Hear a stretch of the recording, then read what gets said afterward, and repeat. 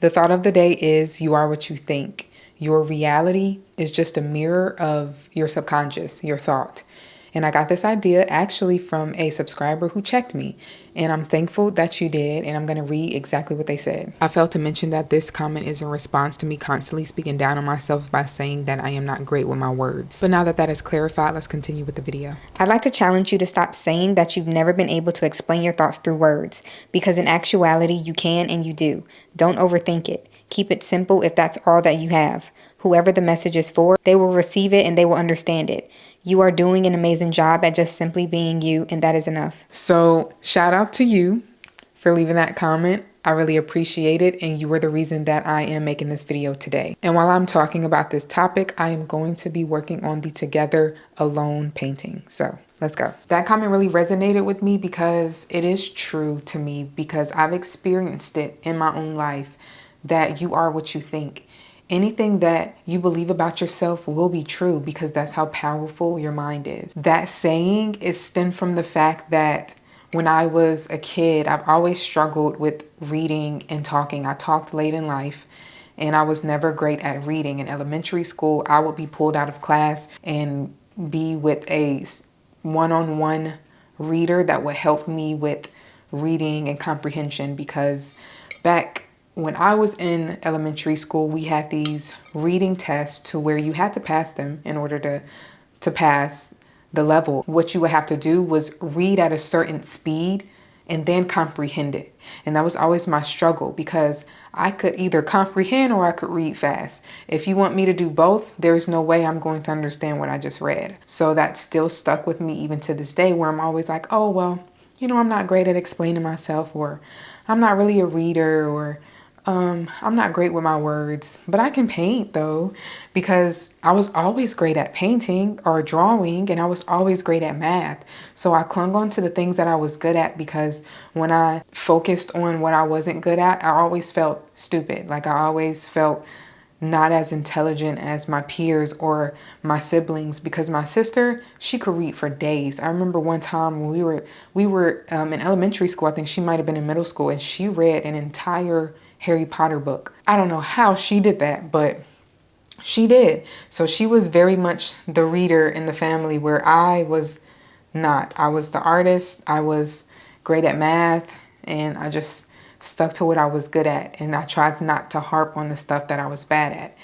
And I didn't realize how much that came over into my adulthood, and how I still speak about myself, like with that comment, how I will always say, well, I'm not great with explaining through words, but clearly I am somewhat good at explaining through words, because I wouldn't have you guys subscribing to me, I wouldn't have you guys watching my videos if you didn't understand what I was saying. So I agree 100% with that comment, that I need to stop saying that, because clearly that's not true, and I'm proving it right now. And the more I feed into the fact that I'm not good at something, the more it is true for me, because that's how powerful my mind is. Not to mention that the entire point of my YouTube channel is to not only document my journey, but also help me with speaking my truth and vocalizing my thoughts and turning them into words so I can communicate better. Like, the whole point of this is to speak my truth. Because recently I stopped saying that, oh, I'm not a reader, because one day something came over me, and this was like a few months ago,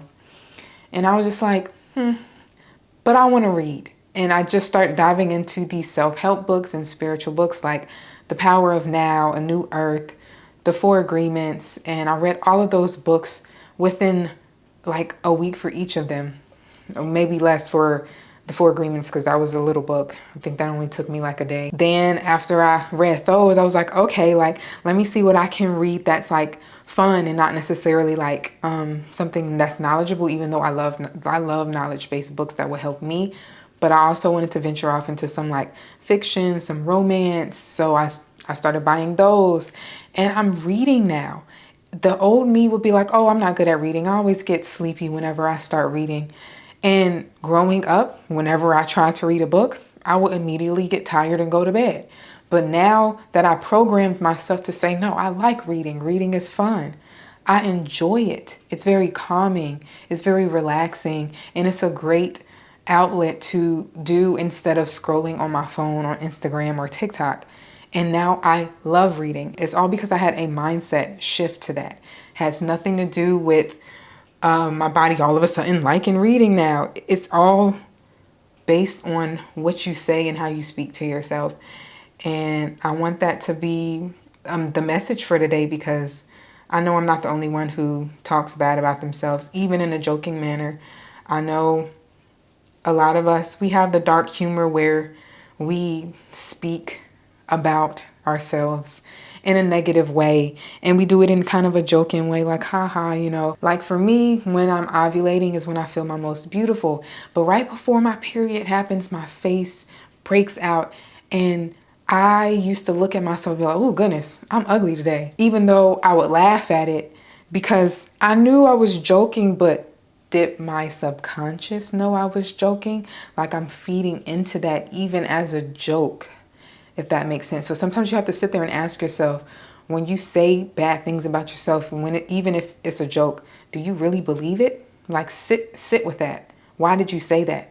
Why did you think it was funny? And I'm just starting to realize how powerful your words are, and not in a sense that, because I have a different view on like the power of words, but this is just my own interpretation. I feel like everyone should go within and ask themselves like how important words are with them, because I don't see words as the issue, because words are made up noise. They're made up vocals that we put together. It's the meaning behind it. So if you found someone who never spoke a lick of a language, they never spoke English or anything, and you teach them that ugly actually meant beautiful, that's not going to affect them negatively. So I don't think it's the words that's the issue, because I know a lot of times people harbor on the words. I don't view it that way. I view it as the intention behind the words that we use. What does that word mean to you? And ugly to me is never going to be positive, even if I laugh it off. Like, I can't be like, oh, that's ugly, and think that's beautiful. So I know I shouldn't be calling myself ugly or anything else ugly in a joking matter, And that's how I feel about what the meaning behind everything that I say. And I need to start catching myself when I say things and check myself. And I also feel like whenever I have these like epiphanies, I start to see them in 3D come to me as confirmation that this epiphany is correct. And what I mean by that is, I noticed that I stopped saying, I don't like to read, or I'm not that great at reading, or I get sleepy whenever I read. It's just not like my interest or my hobby. And I started saying, okay, I like reading. I want to read. Like, reading is fun. Oh, and I get excited whenever I have downtime to read. And it really like gives me that hit of like, oh my gosh, reading is fun. And I started to read. And then when I realized that, that's when I got that message that she left. And that was confirmation that, yeah, you're reading now, you used to not, but baby, there's other areas in your life where you're speaking bad about yourself or speaking down on yourself that you need to stop.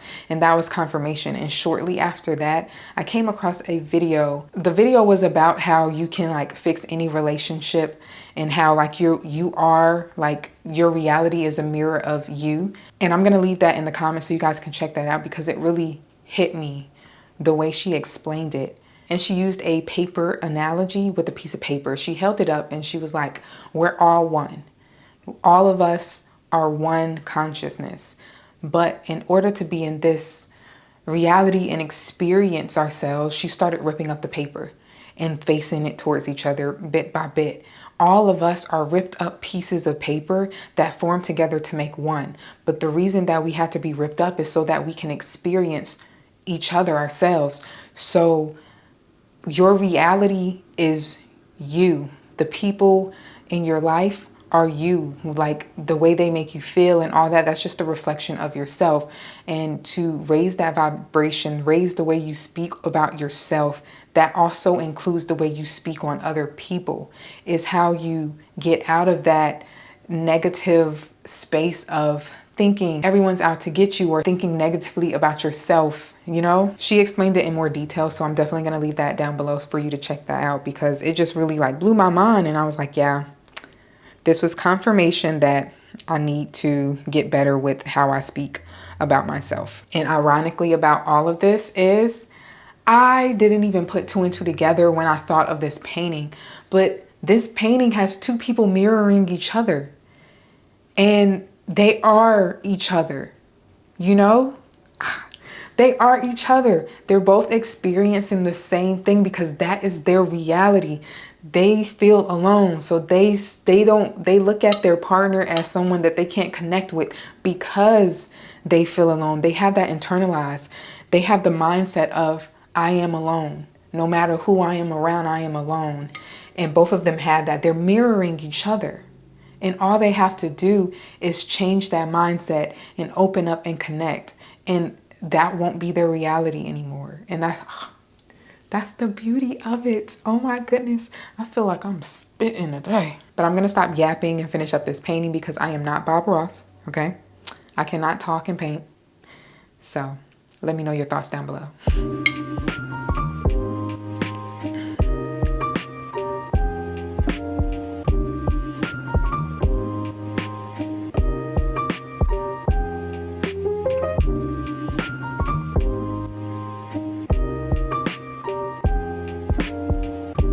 So I don't like this. I think I'm just gonna keep them solid. In my head, I was thinking, oh, I can add highlights to it, but they not doing what they're supposed to do. So I'm just gonna go back over the ones that I have messed up. I might leave this though, like I like that. But everything else, I think I'm gonna get rid of because it's not giving what I thought it would give. And better to fix it now than continue and then it gets worse, right?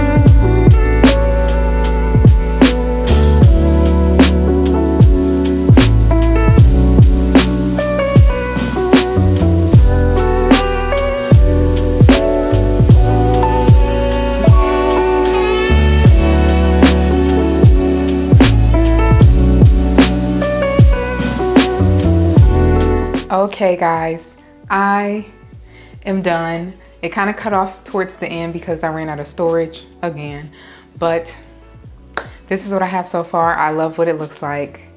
I am not completely done. I'm done with the painting. I'm gonna wait till everything dries and then add my line work over that with the marker, but I'm so happy. I really hope you enjoyed this video. If you did, please make sure you give it a thumbs up and subscribe if you like this type of content where I just yap and paint. And I will see you guys in the next video. Bye.